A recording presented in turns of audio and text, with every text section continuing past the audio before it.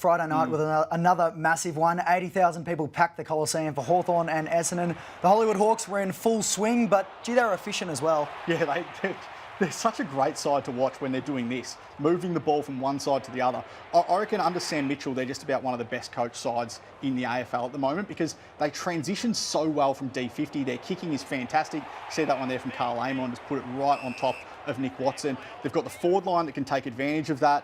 And they look really scary. I mean, Essendon lost this game, but I honestly think they actually played pretty well, and they were just up against one of the best teams in it at the moment. I think Hawthorn is going to be renowned as one of the best teams in it because I think I looked at the Hawthorn start to the year and I thought, if you're going to get them, it's going to be early. Cal Shadir out of their best side, Mitch Lewis out of their best side, don't really have the forwards to kick to, but they've started 2-0 against two relatively good sides. So, yeah, they're looking like the team to beat at the moment, the Hawks. They look really dangerous. Well, you touched on that the scoreboard didn't really tell the entire story for the Bombers. It wasn't a bad performance, and these numbers give a bit of context to what wasn't a terrible loss for them. Yeah, I mean, they tried. They tried throughout the course of the night, and they gave a lot of effort and intensity, and I thought the fact they didn't let Hawthorn run completely over the top of them was really promising. This is the worry, though, for the Bombers, because over the course of the last 3 or 4 years, they've just got absolutely killed out of their forward 50, so they can't retain the ball. They've ranked 17th, 18th, 14th, and 14th from points conceded from their defensive 50. They conceded 31 points against the Hawks on Friday night. So that's going to be the big concern for them moving forward. They need to be able to lock that up and address that.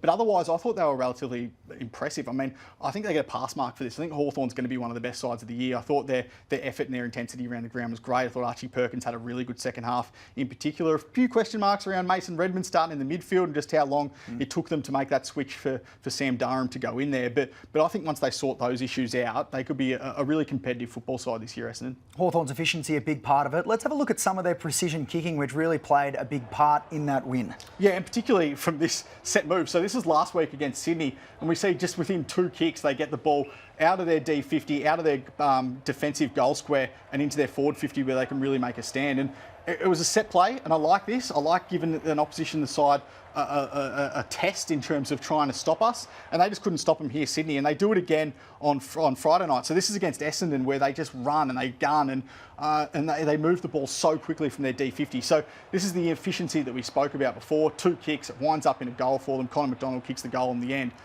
They are so hard to beat when they do this. And the interesting part of this is that both of these kick-ins came around the same point in the game. So they came just early in the last quarter where they were able to move the ball from one side to the other. So it is a set play they're trying out. I'm interested to see if they make it 3 from 3 against Carlton next week.